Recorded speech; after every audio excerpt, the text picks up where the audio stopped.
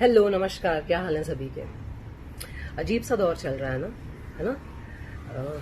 कठिन भी है। इकोनॉमी, काम, ये लॉकडाउन, ये वायरस, ये आपस में इतनी दूरी, बहुत अजीब वक्त चल रहा है। और साथ में अगर ऐसी ट्रेजेडी हो जाए, ऐसी घटना हो जाए जो आपको बिल्कुल डरा दे, जो आपको बिल्कुल अंदर से ना बिल्कुल खौफजदा कर दे, तो और डिप्रेसिंग माहौल हो जाता है। मैं ऑफ कोर्स आप जानते हैं कि इसका संदर्भ सुशांत सिंह राजपूत के संदर्भ में मैं ये बात कर रही हूँ। लेकिन मैं मेंटल इलनेस और सुशांत के बारे में उन्होंने ऐसा क्यों किया, इस बारे में मैं कोई टिप्पणी नहीं देना चाहूंगी, क्योंकि मैं नहीं जानती थी कि उन्होंने ऐसा क्यों किया। इसलिए मैं उनको वो रिस्पेक्ट, वो डिग्निटी जरूर देना चाहूंगी, क्योंकि हम सब उनसे बहुत इंस्पायर्ड थे। टीवी के वो एकमात्र ऐसे शख्स थे जिन्होंने टीवी से निकलकर इतना बड़ा मकाम हासिल किया अपने लिए। ना सिर्फ बहुत उम्दा कलाकार किए, बल्कि बहुत कलाकार कह रही हूँ, उम्दा किरदार किए, बल्कि बहुत बहुत बहुत उम्दा प्रोजेक्ट्स किए। जितने उन्होंने अलग अलग प्रोजेक्ट्स किए, मेरे ख्याल से बहुत सारे टीवी एक्टर्स ख्वाब में सोचते हैं कि यार ऐसा एक प्रोजेक्ट, ये मेरा ड्रीम रोल है। उन्होंने तो कई सारे किए ऐसे।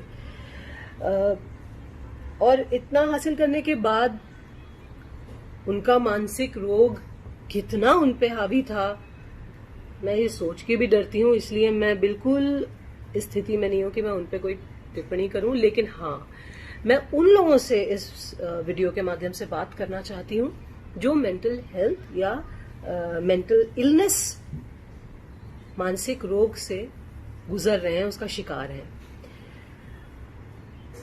ये बहुत छोटे लेवल से स्टार्ट हो जाता है, बचपन से स्टार्ट हो जाता है। A child can be mentally ill, a child can be his mind can be corrupted.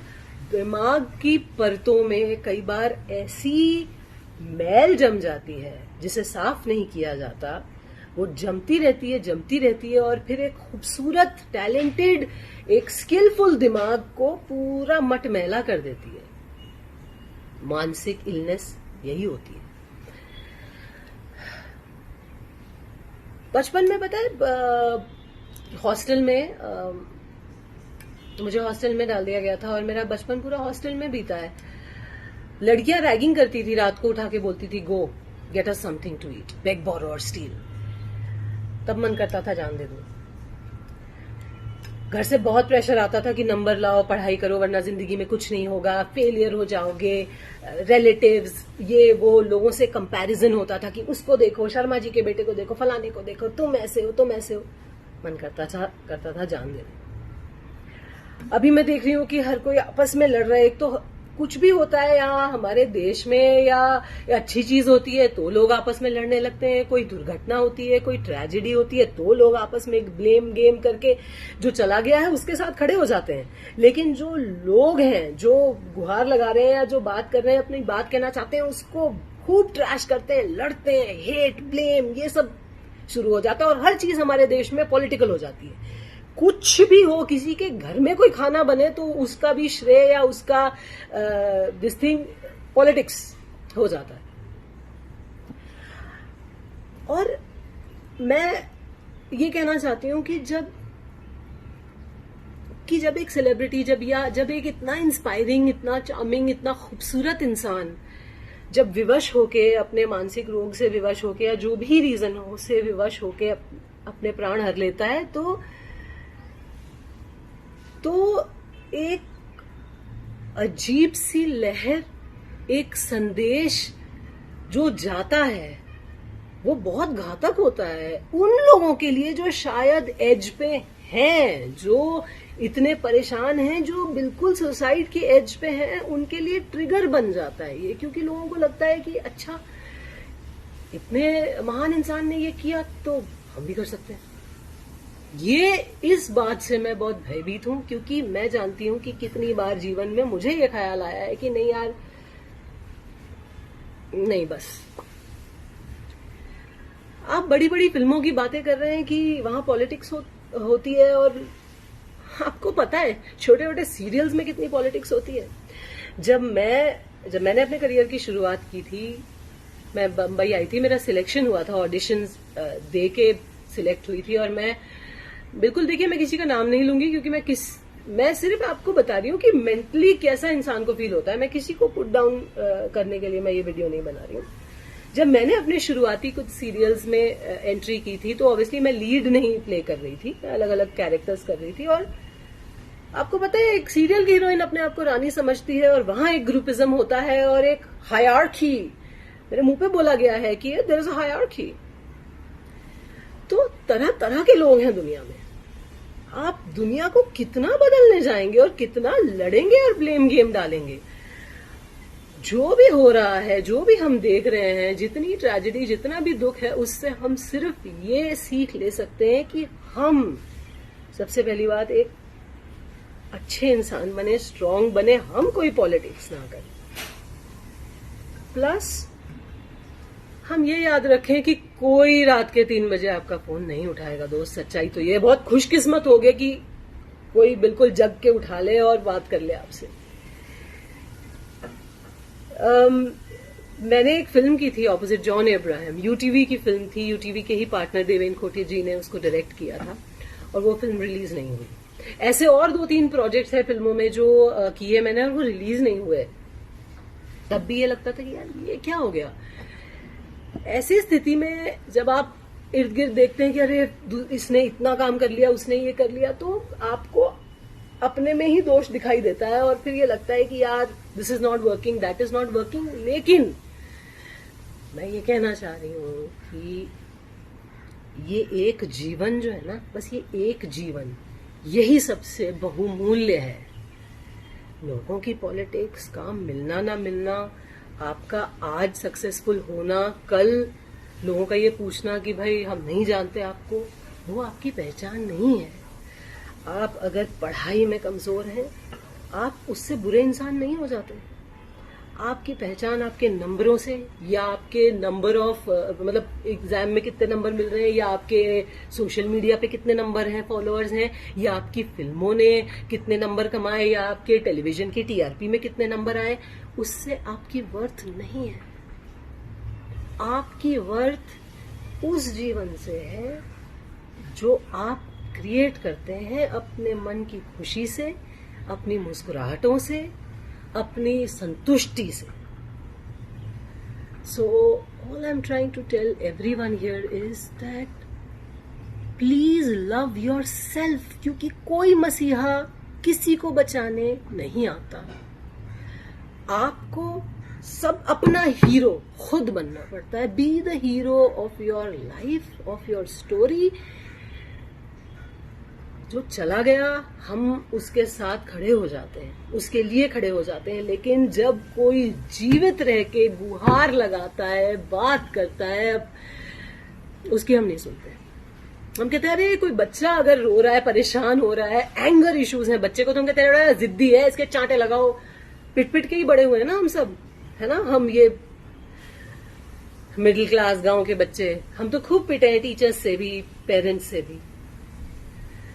तो जिंदगी फेयर नहीं है और दुनिया बहुत जालिम है हर जगह। मैं ये नहीं कह रही हूँ चेंज होनी नहीं चाहिए, ऑफकोर्स चेंज होनी चाहिए, ऑफकोर्स काइंडनेस होनी चाहिए, प्यार होना चाहिए, इक्वालिटी होनी चाहिए, ऑफकोर्स डिवीजन नहीं होना चाहिए, मेरिट पे मिलनी चाहिए चीजें। ये इसलिए नहीं क्योंकि आप किसी के बेटे हो या किसी के कुछ हो, लेकिन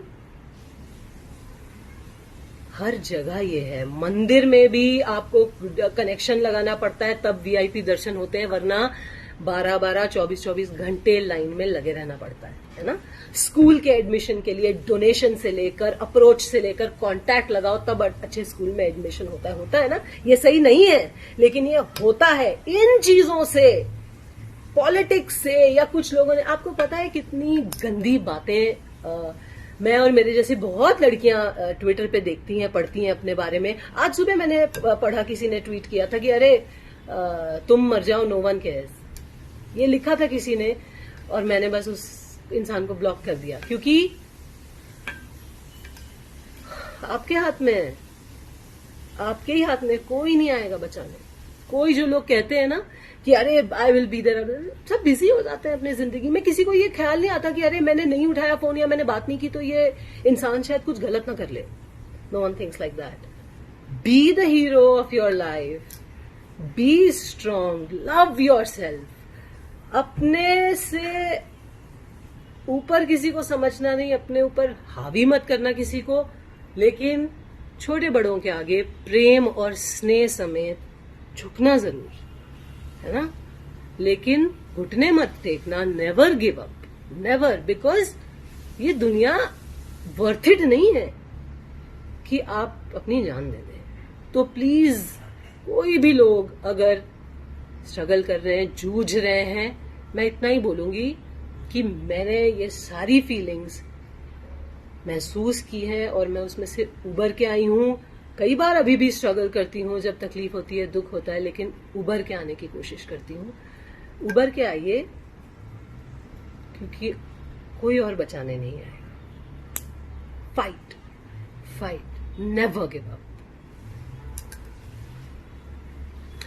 और एक चीज और मैं ये कहूंगी कि सुसाइड ना, लोग कहते हैं कि ये मत कहिए कि सुसाइड कमिट किया, क्योंकि कमिट करना क्राइम होता है।